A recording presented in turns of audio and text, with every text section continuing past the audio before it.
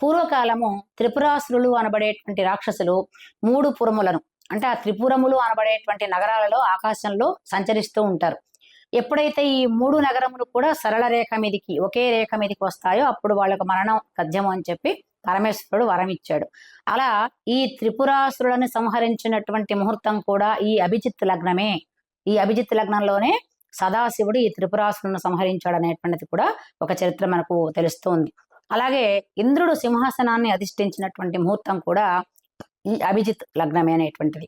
ఆడ తర్వాత భీష్ముడు, వీరికి స్వచ్ఛందమైనటువంటి మరణం. అంటే ఎవరి వలనో చావడు, తనకు తాను మరణించాలనుకుంటేనే మరణిస్తాడు.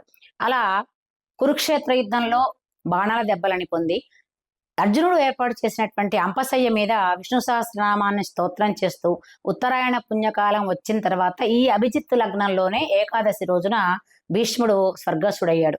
కాబట్టి దానికి భీష్మ ఏకాదశిని మనం చేసుకుంటూ ఉంటాం.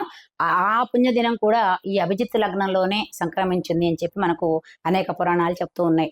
కాబట్టి ఇంత విశేషం ఉన్నటువంటి ఈ అభిజిత్ లగ్నంలో సీతారామ కళ్యాణం చేయటం అనేటువంటిది చాలా విశేషంగా చెప్తూ ఉంటారు.